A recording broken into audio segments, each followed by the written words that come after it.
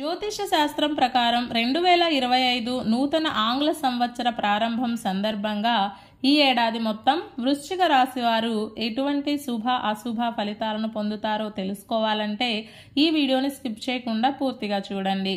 అలాగే తప్పకుండా మా ఛానల్ని సబ్స్క్రైబ్ చేసుకోండి. ఈ 2025వ సంవత్సరం వృశ్చిక రాశి వారు కొంచెం జాగ్రత్తగా ఉండాల్సిందే అని జ్యోతిష శాస్త్ర నిపుణులు తెలియజేస్తున్నారు. రాశి చక్రం ప్రకారం వచ్చే ఉగాది నుండి ఈ రాశి వారికి అష్టమ రాహువు యొక్క దోషం ప్రారంభమవుతూ ఉంది. అలాగే గురువు యొక్క బలం కూడా తగ్గిపోతుంది.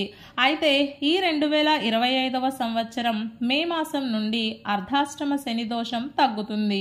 స్పష్టంగా చెప్పాలంటే ఇక్కడ మీకు ఒక దోషం పోతుంది, ఇంకో దోషం వస్తోంది. దీనివలన ఈ సంవత్సరం మీరు ఏ నిర్ణయం తీసుకోవాలన్నా సరే 1కి 4 సార్లు ఆలోచించి ఆ తరువాతనే నిర్ణయం తీసుకోవాలి. ఈ సమయంలో వృశ్చిక రాశి వారికి విలాసాల మీద ఆసక్తి కలుగుతుంది.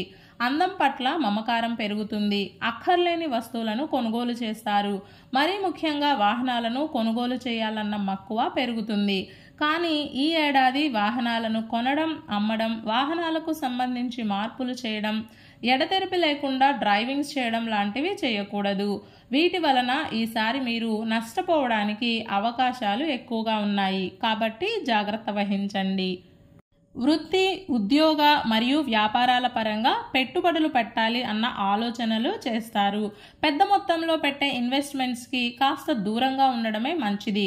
వృత్తి, ఉద్యోగాల పరంగా పై అధికారుల మెప్పును ఏమాత్రం పొందలేరు. ఒక్క మాటలో చెప్పాలంటే ఈ ఏడాది అధికారుల యొక్క మెప్పును పొందడం కన్నా ఇసుక నుండి తైలం తీయడం మేలు అన్న భావన మీకు కలుగుతుంది.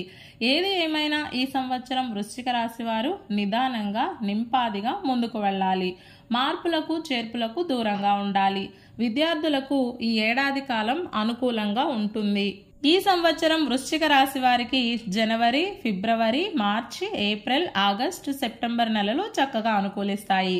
ఈ 2025లో వృశ్చిక రాశి వారికి మంగళవారం మరియు గురువారం చక్కగా కలిసి వస్తాయి. అందుకే మీరు ఏ ముఖ్యమైన పనులు చేయాలి అనుకున్నా మంగళ మరియు గురువారాల్లో మొదలు పెట్టండి. ఈ బుధవారం రోజున ఉన్నటువంటి తిథి విద్య, నక్షత్రం ఉత్తరాషాఢ నక్షత్రం, రాహుకాలం మధ్యాహ్నం 12 గంటల నుండి 1 గంట 30 నిమిషాల వరకు, యమగండం ఉదయం 7 గంటల 30 నిమిషాల నుండి 9 గంటల వరకు.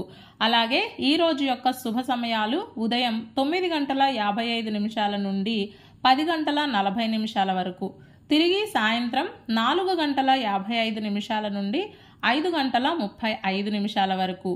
ఈ రోజు యొక్క పంచాంగం ప్రకారం మొక్కలు నాటడానికి, అగ్రిమెంట్లకు, రిజిస్ట్రేషన్లకు, ప్రయాణాలకు, స్నేహాలకు, పరిచయాల అభివృద్ధికి, వెండి మరియు బంగారం వినియోగానికి అన్నింటికీ కాలం చక్కగా కలిసి వస్తుంది.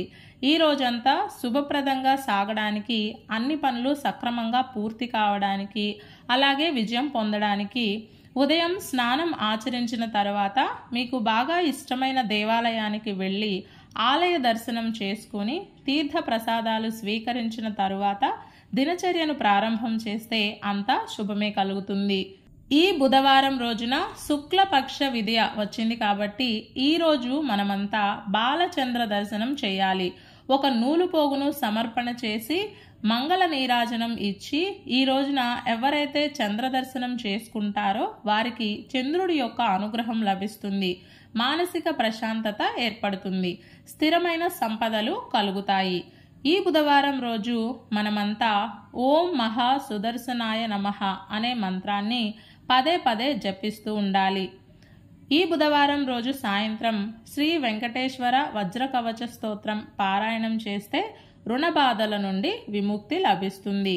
ఇలాంటి సమాచారం ప్రతిరోజు మీకు అందాలంటే వెంటనే మా ఛానల్ని సబ్స్క్రైబ్ చేయండి.